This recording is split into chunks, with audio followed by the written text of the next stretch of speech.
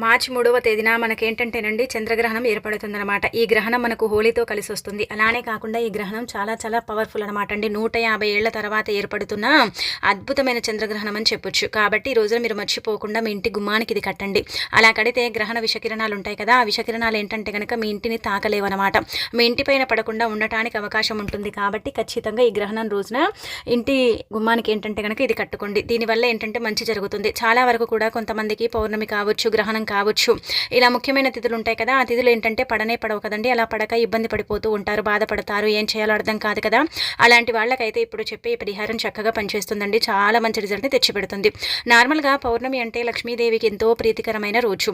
దానికి తోడు ఇంకొకటి ఏంటంటే గ్రహణం ఏర్పడుతుంది. కాబట్టి గ్రహణం మనకేంటంటే భారతదేశంలో కనిపిస్తుంది అనమాట. అంటే ఇక్కడ మనకు గ్రహణం కనిపిస్తుంది కాబట్టి ఖచ్చితంగా గ్రహణ నియమాలు పాటించాలి. అలానే కాకుండా పౌర్ణమి రోజున కొన్ని నియమాలను ఆచరించుకుంటూ గుమ్మానికి ఇది కట్టుకుంటే చాలండి. ఇంకా మీ సుడి తిరిగి మీరు పట్టిందల్లా బంగారం అవుతుంది. అద్భుతమైన ఫలితాలతో మీ జీవితం మారిపోతుంది.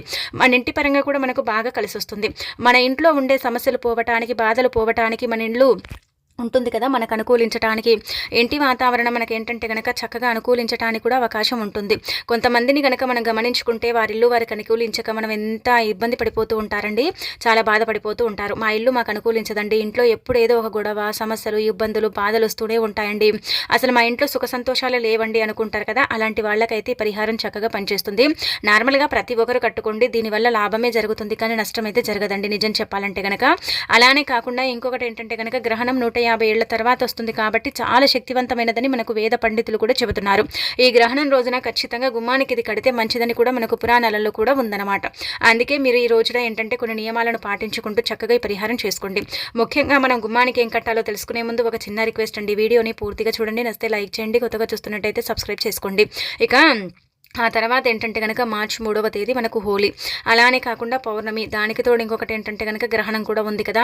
అయితే ఈరోజు ఉదయాన్నే లేవండి, శుచిగా స్నాన కార్యక్రమాలు చేసుకోండి.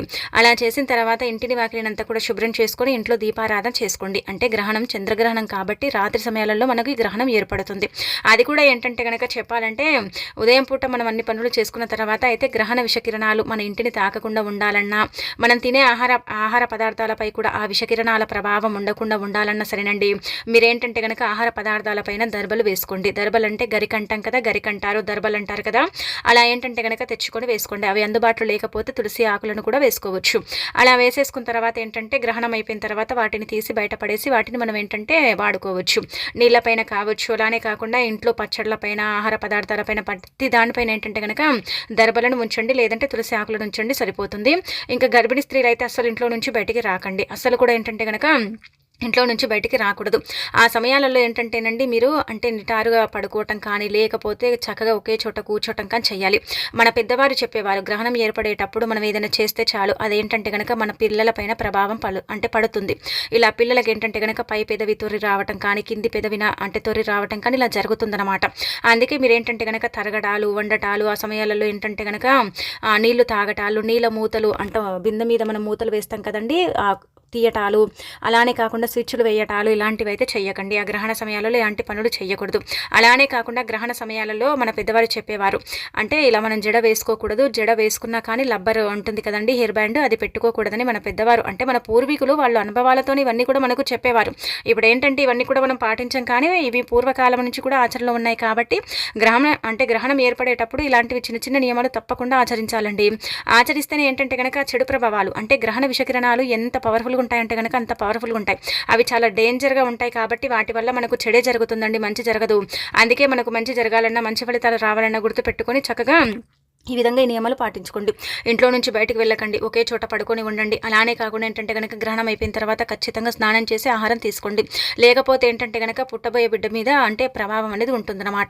ఇక ఆ తర్వాత ఏంటంటే మనం కూడా అండి ఆ సమయాలలో ఆహారం తినటం కానీ ఇలాంటివి ఏం చేయకూడదనమాట. గ్రహణం ఈసారి కొంచెం పవర్ఫుల్గా వస్తుంది కాబట్టి మీ ఇంటి గుమ్మానికి ఇది కడితే చాలా మంచిదండి.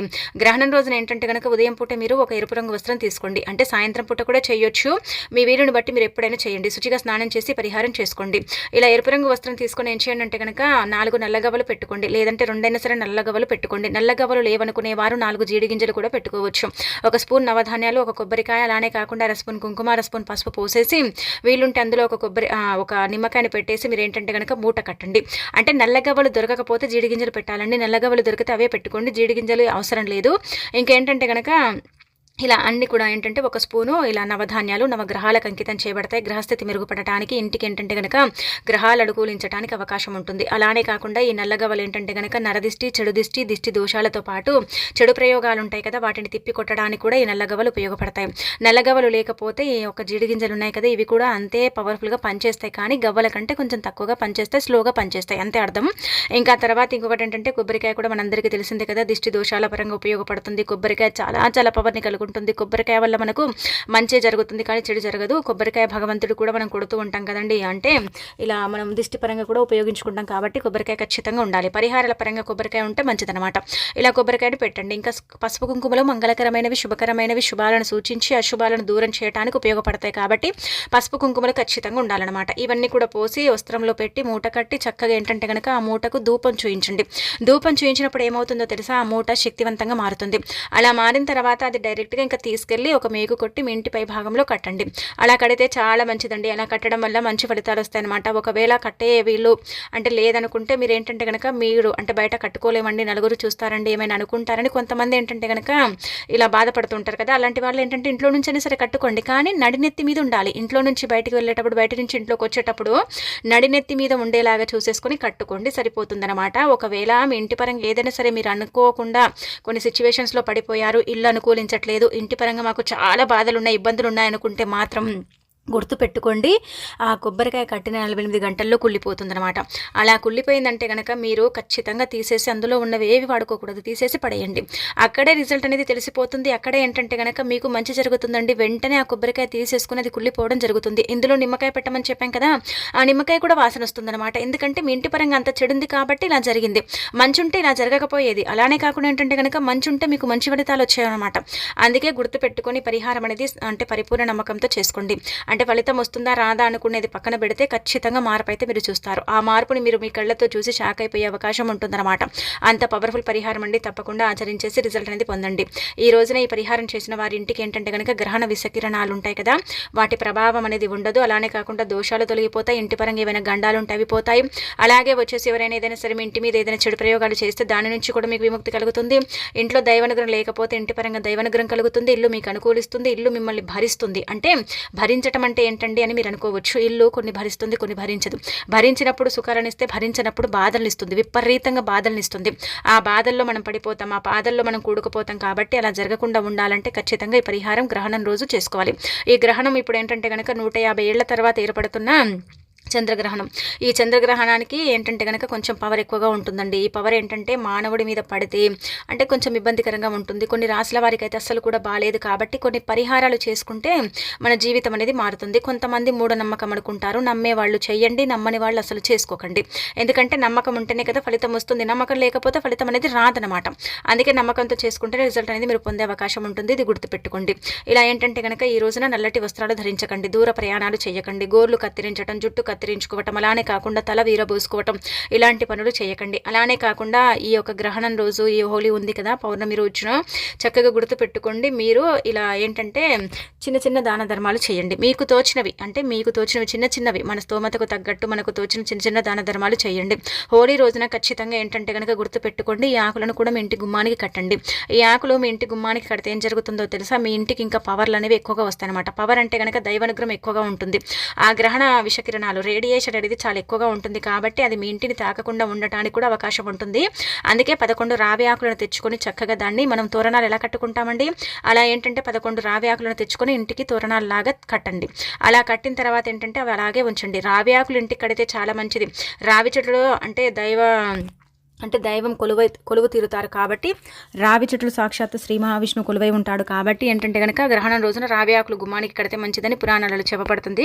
అందుకే 11 ఆకులు తెచ్చుకొని చక్కగా ఇలా తోరణాలలాగా కట్టేసుకోండి. గ్రహణం అయిపోయిన తర్వాత మీరు తీసి పడేయొచ్చు, లేదంటే అలాగే ఉంచేసుకోవచ్చు. దానివల్ల ఇబ్బంది అయితే లేదు.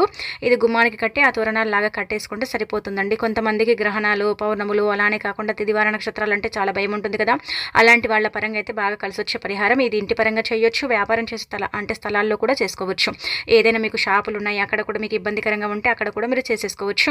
అలా కూడా ఫలితం వస్తుందన్నమాట అండి. ఇంకా తిరుగుండదు. 99% ఈ పరిహారం మీకు పనిచేస్తుంది. 1% మన మీద కూడా ఆధారపడి ఉంటుంది కాబట్టి ప్రయత్నించడం వల్ల మంచి జరుగుతుంది, చెడైతే జరగదు. చాలా అద్భుతమైన రిజల్ట్ అయితే మీరు చూసే అవకాశం ఉంటుంది. అలానే కాకుండా గ్రహణం రోజు, పౌర్ణమి రోజు కొందరికి అనుకూలంగా ఉండదు కదా, చాలా ఇబ్బందులు పడుతూ ఉంటారు, బాధలు పడుతూ ఉంటారు. బాధలు అంటే కనుక మాకు అనుకూలంగా ఉండదు, ఏదైనా ఒకటి జరుగుతుందండి, ఇబ్బంది వస్తుందండి, మాకు చాలా వరకు కూడా గొడవలు జరుగుతాయండి, మా ఇంట్లో ఏంటంటే కనుక అనుకూలంగా లేక మేము ఇబ్బంది పడతామనుకుంటారు. ప్రయాణాలు చేసే వాళ్ళు కూడా కలిసి రావాలంటే ఒక చిన్న నిమ్మకాయని తీసుకొని జేబులో పెట్టుకొని వెళ్ళండి.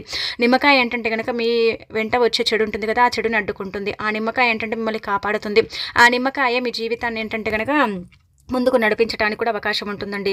అందుకే ఏదైనా ప్రయాణం చేసేటప్పుడు పౌర్ణమి తిథులు, అమావాస్య తిథులు అలానే కాకుండా ఇలాంటి గ్రహణాలలో ఒక చిన్న నిమ్మకాయని తీసుకుని జేబులో పెట్టుకోవాలి. మనము అంటే ప్రయాణం అయిపోయిన తర్వాత ఆ నిమ్మకాయని తీసి పడేస్తే సరిపోతుందన్నమాట.